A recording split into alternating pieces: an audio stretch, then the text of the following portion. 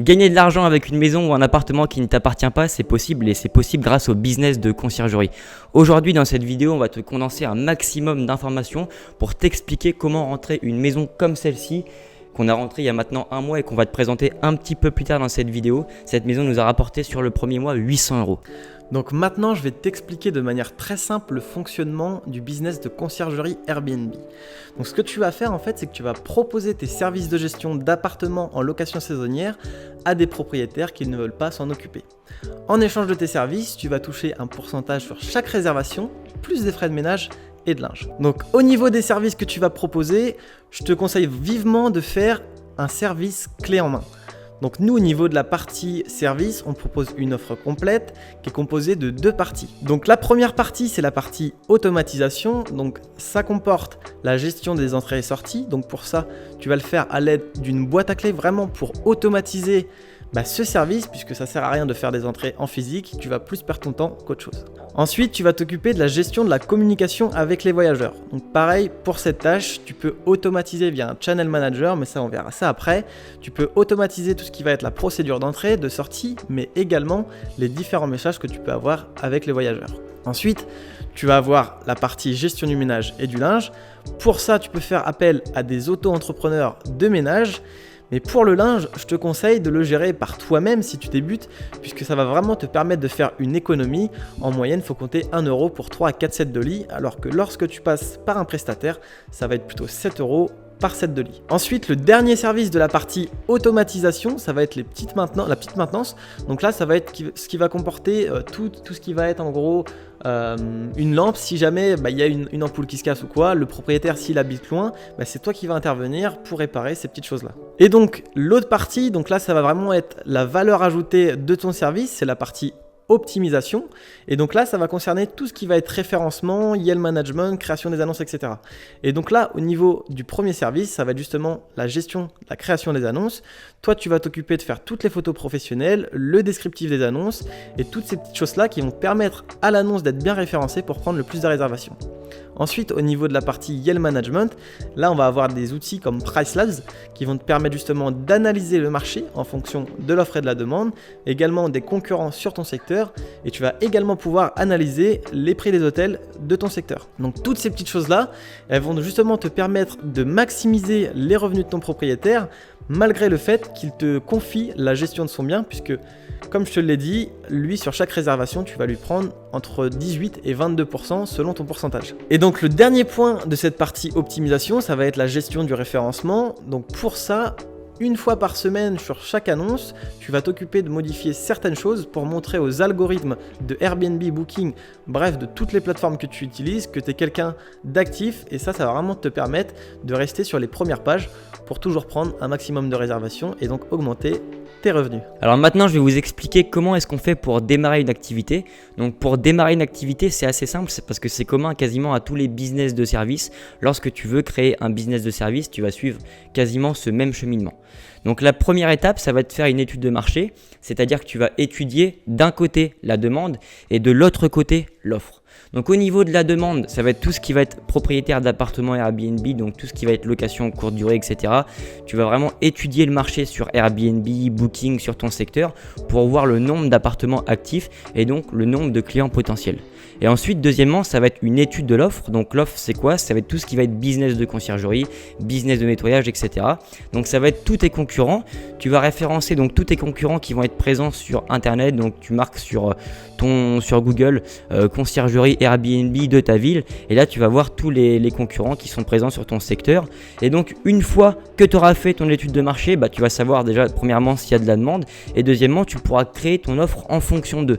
Parce qu'il y aura des concurrents qui vont proposer certains services, mais qui vont pas forcément proposer d'autres services, comme par exemple Ryan a présenté le Yell Management, donc tout ce qui va être gestion des prix, gestion des calendriers, etc. Il y a certains concurrents qui vont pas le proposer, et donc c'est à toi de, en fonction de l'offre, proposer une offre qui est vraiment adéquate et qui correspond à la demande. Ensuite, tu vas marketer ton offre. Donc pour ça, tu vas avoir différents outils de communication. Il va falloir que tu crées premièrement un site internet, des cartes de visite, des flyers, un logo, un nom commercial, etc. Donc tu vas vraiment créer une marque pour ensuite proposer ta marque du coup à tout ce qui va être demande donc aux propriétaires d'Airbnb. Et ensuite la dernière étape, ça va être tout ce qui va être prospection. Donc là c'est très simple, pour prospecter, il faut que tu ailles voir les propriétaires, il faut que tu les démarches sur des plateformes de réservation. L'objectif c'est d'en toucher le plus possible, d'être le plus convaincant possible et de faire en sorte justement de proposer aux propriétaires une offre qui leur permet de se décharger de tout ce qui va être tâches chronophages, mais aussi d'optimiser la gestion en leur faisant gagner plus d'argent. Et donc si tu es vraiment déterminé, en l'espace d'un mois, c'est très facilement possible de trouver et de signer 3 contrats avec des propriétaires sur lesquels tu pourras gérer leurs biens. Bienvenue dans cette magnifique maison, Les Rochers. Donc c'est la maison qu'on a récupérée qui fait 90 mètres carrés il y a à peu près un mois et qui nous a généré 800 €. Donc là on arrive du coup directement sur la partie salon. Donc vous pouvez le voir, on a un magnifique canapé, vraiment très confortable, très joli, qui s'harmonise bien avec la décoration. Ensuite on a une Smart TV, donc ça c'est très important aussi.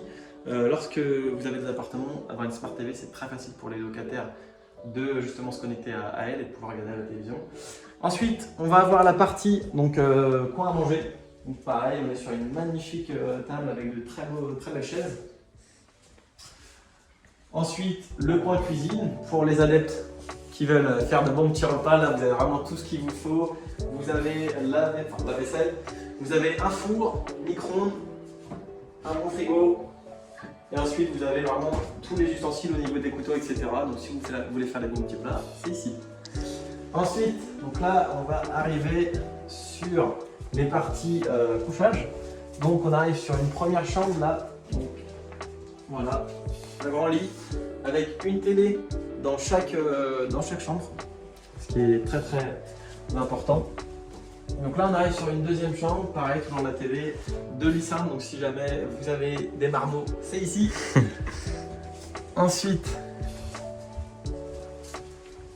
on va aller voir la troisième chambre.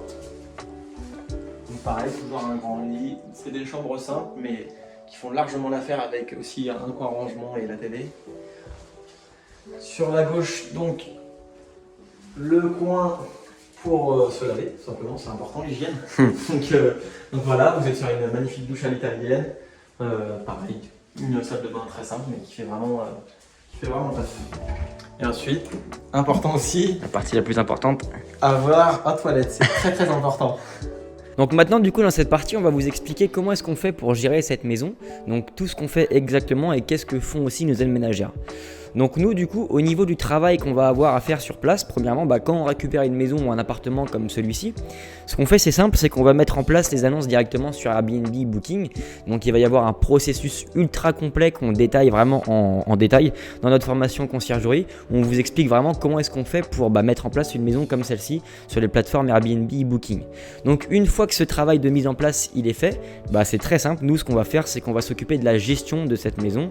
Donc ça va être tout ce qui va être gestion de la communication, la gestion des prix, la gestion des calendriers, etc. Donc en fait on va s'occuper de la gestion où on va tout faire de A à Z pour justement décharger cette partie aux propriétaires. Et donc la deuxième partie, donc tout ce qui va être partie automatisation, avec tout ce qui va être gestion du ménage, gestion du linge, etc. Ça va être en partie fait par nos aides ménagères, c'est-à-dire que dès qu'elles vont arriver sur place, il y aura un processus complet où premièrement elles vont commencer par faire l'état des lieux pour vérifier qu'il n'y a rien de cassé et qu'il n'y a rien qui a été volé aussi à la maison. Deuxièmement, elles vont s'occuper du ménage, donc ça va être vraiment refaire un ménage complet à la sortie des voyageurs et pour aussi l'entrée des prochains voyageurs pour que justement la maison soit le plus propre possible. Et ensuite, troisièmement, ce qu'elle va faire, c'est qu'elle va faire les lits donc dans la maison, drap, housse de couette, housse de thé, etc. Le lit sera fait correctement et elle va récupérer le linge sale qu'elle viendra ensuite nous déposer au local et que nous du coup on va s'occuper du lavage en interne. Ce qui fait qu'en fait, pour récapituler, nous premièrement on s'occupe donc de la communication, de la gestion des prix, de la gestion des calendriers et tout ce qui va être maintenance s'il faut intervenir sur place. Et du coup nos aides ménagères vont venir s'occuper des prestations de ménage, de faire les lits et de vérifier qu'il n'y a rien qui a été cassé. Donc maintenant qu'on t'a expliqué comment fonctionnait avec les petites bases le business de conciergerie et qu'on t'a également dit combien pouvait rapporter une maison comme celle-ci, si jamais tu veux aller plus loin, sache qu'on a une formation gratuite que tu peux récupérer dans la description de cette vidéo. Et si jamais tu veux aller plus vite, on a également une formation payante cette fois-ci qui explique de A à Z vraiment comment on a créé un business de conciergerie de 0 à 10 000 euros par mois en moins d'un an. Actuellement, du coup, on a 30 logements et dans cette formation, on t'explique exactement comment nous on a fait. On te montre tous les processus qu'on utilise et donc tu seras toi aussi capable de reproduire cela. Donc si jamais tu veux plus de vidéos comme ça où on t'explique comment fonctionne la gestion, combien rapportent des logements, tu as juste à nous le dire en commentaire, vraiment ce que tu veux au niveau du business de conciergerie et nous on fera des vidéos en fonction de ça. Et n'hésite pas à t'abonner et à partager cette vidéo. On se dit à la prochaine. Ciao.